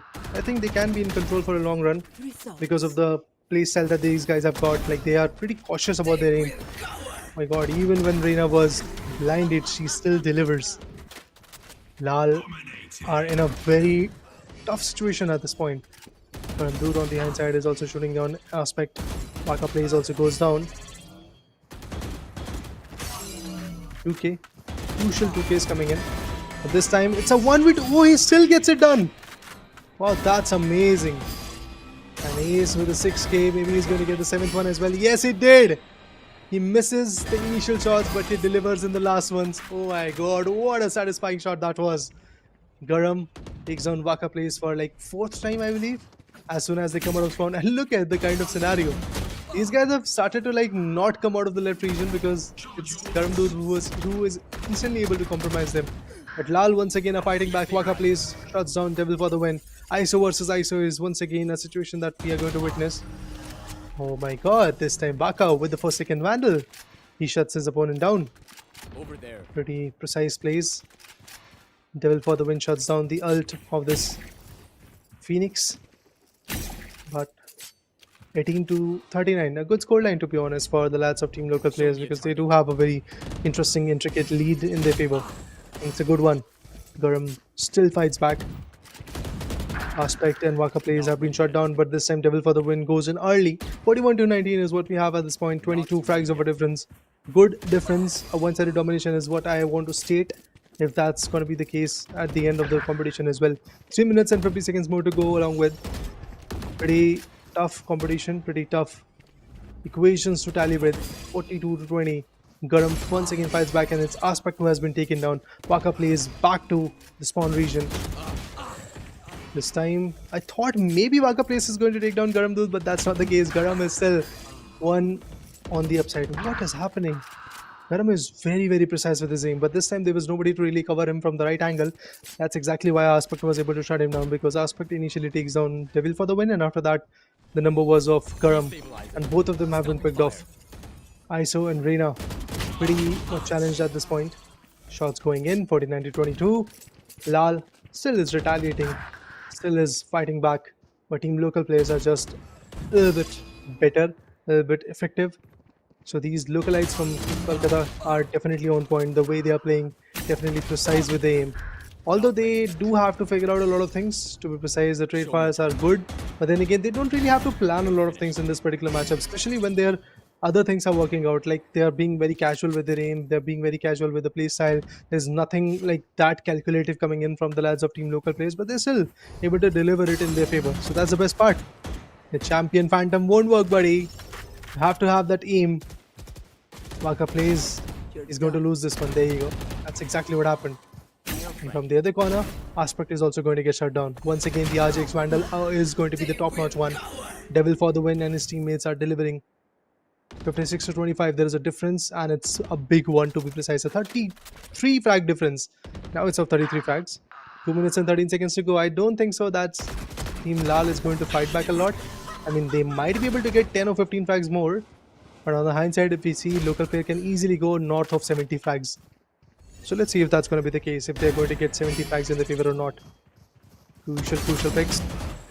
Lovely frags, lovely utils being dumped. The recovery orb has been taken. Garam is going to be back with the HP. And the shield is also pretty much recovered. Waka plays this time, waited a little longer. Takes down his opponent.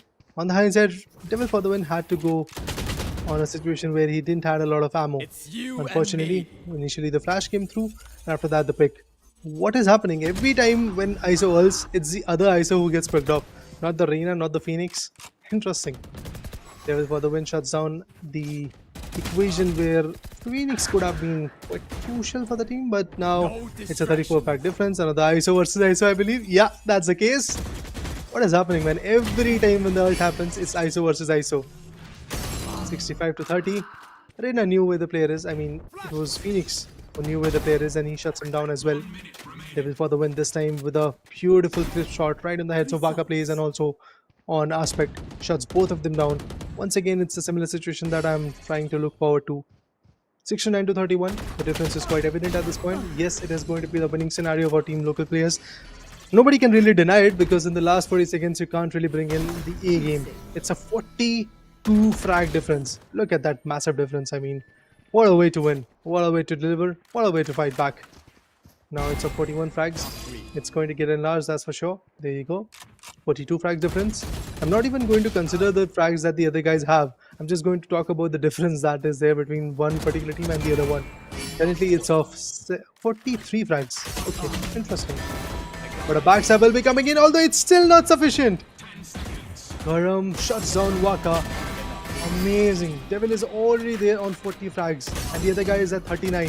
So not that far. It's a competition between both the individuals.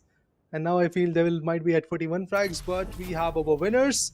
It is going to be Team Local players as the Localites win with a big margin. The margin is of, if I'm not wrong, 46 frags. So that's definitely one of those bigger margin that we are talking about today. And what a play, to be honest. What an impressive way to dominate in a particular matchup. Remember guys, the competition is going to go soaring high, but this was the 7th matchup today. And it was a fun one, to be honest. Initially, it all started with both the teams in a very similar situation where the pistol round and also the SMG rounds were looking in a manner where both the teams were pretty much equalized with their standpoints. But as soon as the Vandals came through, as soon as the Bulldogs came through, things started to change.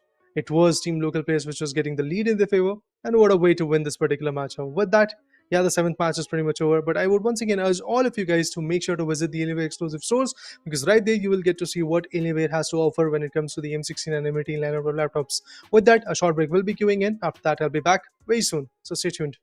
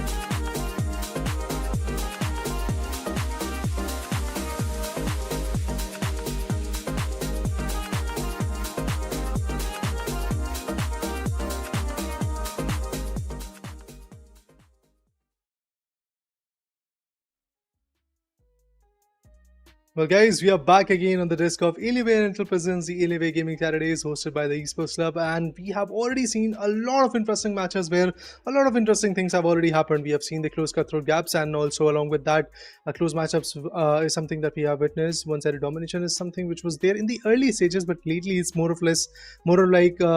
We are going to see one-sided dominations coming through. So I'm looking forward to see if that's going to be the case in this particular matchup as well. But remember, guys, the stakes are quite high as the 25,000 rupees worth of Amazon vouchers are on stakes along with the bragging rights of winning Alienware Rental, particular Alienware Gaming Saturday in your favor. The title is something which matters a lot.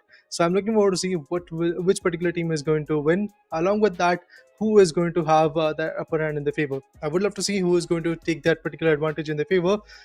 Pretty soon the matchup is going to get started. Along with that, we'll have that insight that who is better with the aim, who is precise with the aim, because a team which is known as Rasogola 2.0 is going to come against another particular team. So I'm looking forward to see which are the matchups that we're going to witness and how they're going to compensate their play style and how they're going to deliver. Without ado, let's dive back into the action. So yeah, there we go. Team INV versus Rasogola 2.0. I am pretty hungry with the team being out. Yeah, moving forward, let's see. Have that advantage for the next 9 minutes and 30 Focusing. by that particular team is going to move to the next 1,000 rupees worth of Amazon vouchers is what is at stake. So Killer 2.0 making sure that they have the upper hand, making sure that they in the favor. But finally, Scream, he was able to get a 2K, I believe. So a pretty impressive play style, pretty impressive fight being delivered. Breaking them. Vulnerable goes in, but the blind, the leer coming in from the other arena was quite substantial. Doraemon is going to shut the other guy down. Not just that, even Scream is going to put Annie down. INV, yes, they are at lead. But remember, guys, this is just the first stage. Maybe in the next few stages, we are going to see some more crucial exchanges being delivered. Maybe the lead is going to get taken completely in the favor of Rosogola 2.0. That might happen. Anir with a crisp headshot right on Scream's head takes him down and manages to bring back the momentum for the team. Oh my god, even Twister is now being very precise. That's good. I don't know how much practice is needed, but yes, practice is definitely there from both the sides because this stream is not going to come that easily. 4-6 is the scoreline. Now we are back to stage 2. Anir takes Doraemon down. Oh, he actually takes down both the guys. With that, it's 6-6. Equalizing stands are already here. I thought that maybe it is going to take a few more stages when the equalizing stand will come, but it's already here in this particular stage, which is stage number 2. Few more shots, but this time Scream is going to take him down. Indeed. Apart from that, Twister also finds the right value. Marshall versus Spectre. I think the Spectre can prevail. I think it's possible. Now he switches back to the switches back to the Sheriff, I believe. But Anir on the other corner is going to go soaring high with the Stinger. Doraemon at just 3% or 6% HP, he still fights back. 9-9 is the scoreline. First 2 stages are about to be over. And it does feel like that Rosogola 2.0 is still going to have their momentum. Impressive plays. Pisto, lovely headshot. But IMV Scream repays the favor. On the stairs, we have Scream sitting and delivering the good headshots that we really want to witness. Yep, once again he has got the upper hand. Recovery orb is going to get taken. Has got 25% of shield, sorry. Along with that, even the HP was at 70%. So he's pretty much good at it at this point. Can easily fight back and get more value. And we is still looking in a very good fashion. But now we will get to see the Guardian, the Bulldog. So this could be the time where Rosogola is once again going to find themselves back on the driving seat of this particular matchup, or maybe should I say on the leading part. From the stairs, it's Anir. He's ready for the double tap. But nope, he misses. Twister delivers, takes down Scream. Still there is a very vibrant difference of like 2 frags. It's quite evident that at this point Rosogola 2.0 has to come up and get some good values for the team. Now it's a Vandal in the hand, I believe. Yeah, it's a Vandal. Sentinels of Light Vandal coming into the favor. Beautiful shot. Wanted to go for 2K, but unfortunately wasn't able to get it. And the Scream actually takes down Twister as well. Now that's phenomenal. With the Guardian, you shut down an individual who had that Vandal in your favor. Scream once again delivers. He gets a 2K again. He's already very close to his ace. One more shot is what is needed, but unfortunately Anil is going to deny that. 5 minutes and 57 seconds. Now Next 3 more seconds is what we are needed with. After that, the final stage will be coming in. Oh my god, Scream is very, very precise with his RGX Guardian. What a way to win. What a way to shut down his opponent. Now it's Kurunai Vandal that this individual has got. Unfortunately, Ani is going to shut him down. Doraemon delivers and takes down Twister as well with a wall bangable shot coming through. Twister once again fights back and takes down Doraemon. There's a difference of 5 frags. It's not a very big difference, but it is substantial. It is very important to come up with the chase. 20 to 25. Anir fights back and takes down Scream. Is now there with the shield. Pulse. ISO versus ISO. That's the case. Oh my god, lovely, lovely. Anir, he attained a very good upper hand in that particular fight. 23 to 25 is what we have right now. Clear cut difference. Anir once again fights back and shuts down Scream. Now Doraemon will wait for his teammate, I believe. Yup, few more shots, but what is that, Anir? Beautiful flick of an ankle. In this particular matchup, in this particular map, although it was a flick of an elbow, wrist, whatever you want to call it, because if your sensi is high, you have to go with the elbow. You have to swoop around your mouse a lot. 27 to 27. And it does feel like that. Both the teams are looking very close and very cutthroat. Both the teams have got good aim. Both the teams have got that precaution nature in their favor. Like both the teams are trying to be very cautious with their footprints that they're leaving behind. Oh no, no, no. Doraemon wanted to go for a surprise attack, but he himself got surprised. Not just that, even Scream did. Anil shuts him down as well. This is something which is not looking easy for both the lads. 31-28. Finally, Doraemon finds a opening after so many losses. Is he going to go for an op shot? No, they are both sticking with the Vandals. Look at these two teams. Nobody is speaking really. I mean, Anil is very low in his HP, so I think that's justified. But what about the other guy? Well, there you go. They do swing, and both of them were about to get compromised. Doraemon was very precise with his aim, but initially, I guess it's Twister who whipped a bit. He could have easily taken down that Reina as well, but unfortunately, what happened is already here. 33 to 29, 4 frags over difference, 4 more minutes to go with. Anything can happen at this point. Both the Odin and the Vandal has been denied. But 33 to 31. Rosogola 2.0. INV. In a very close quarter battle, it does feel like that, and we are going to be back in the scenario as they do move in. Counter 34 to 33. Good trade fires. Still a difference of 1 frag. Reina gets caught in the ult of ISO. And ISO, yup, he shuts down Doraemon. 35 to 33. This should have not happened, but eventually that's the case. Reina again could be compromised. Indeed, that's the case. Look at that. Even Scream could be compromised. Yup. Both of them go down. Even after taking down the recovery of these guys are just getting shut down. Reina is on her ult. And she delivers. But Scream, he takes down his Ashra Mrs. Anil. Although he's down to like 80% HP and 20% shield. So it's good. Yes, they can still retaliate. 39 to 34, a big massive difference right now. 4 frag over difference. This difference should not come. And whatever I was suspecting basically in this 8th match is coming to a true scenario. Because I was expecting that this is stage 2 or stage 3. The competition is going to be very close. And that's exactly what is happening. None of the teams are trying to get the upper hand. I mean, they're trying to get the upper hand, but they're not really getting it due to the fact that the competition is quite high. Both the sides are very good with their aim, very good with their play style. The trade fire looks good. Look at this. Twister waited a little longer. Because remember, guys, it's Rosogola 2.0 who can easily sit on the angles, can easily fight on the angles. Because the other guys, well, they have to move in. Because of the factor that there is a difference. There is a good difference between them and their opponent. And it's last 1 minute and 50 seconds that we are talking about. So this is a moment where both the teams have to like be in a very good situation. Specifically, if I talk about like the ISO, he can fight back. Doraemon shows down Twister. This is the time period where the lead could be snatched away. 41 to 38. Look at this. This is what we're not really expecting, but it could be a 1v2 scenario. Twister comes up with a trade fire. 2 frags over difference. Rosogola 2.0 definitely have to time out their attack at this point if they really want to go for their attacking scenario, or they can just play defensive as they do have the upper hand in their favor. They do have some valuable lead. 2 frag over difference to be precise. But look at this timing. Doraemon, as soon as he swings wide, the other guy also did the same. Scream, I don't know what he's going to do. But Twister, yeah man, Twister is going to get compromised. Not just that, Anil is going to shut down Doraemon. They're back to square one with a difference of 2 frags. Both the teams are now in a very iffy situation. It could be Rasagula's 2.0's game. It could be INV's game. We just have to wait a little longer, but Twister is now marginally increasing that lead. Unfortunately, Anir had to push back a bit. Not Anir, but Scream had to push back a bit. Anir shuts him down as soon as he commits. No. This is not looking easy. Rosagula 2.0 might just be able to snatch this competition away. We are left with just 30 more seconds and a 3 frag difference. INV has to push in as they are on the back foot at this point. But it does feel like that it's a very close competition, a cutthroat one. Doraemon goes in for the blind, but a good trade fire. I have to say this, man. I have to say this. Brilliant trade fire, and after that, a brilliant dismissal also coming through. 5 frags over difference, and I think this could be it.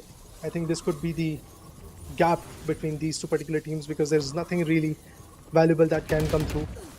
Maybe one more frag? Yup, that's exactly what is going to be the case. 6 frags over difference. Rosagolo 2.0 is going to win this particular matchup. What a way to win, what a way to deliver, what a way to fight back. Impressive performance coming in from both the sides, but at the end I have to say Rosagolo 2.0 knew what they were doing, and they knew that the gap is not that big of a gap and they can't really marginalize it. So it's better to like completely play on your angles. It's better to play on a defensive perimeter. I mean, after all, you have got the tag of defenders in the particular game. Attackers were the team INV, and INV was definitely provoked to push in because they had a clear cut difference and they were on the losing end, so they had to push in.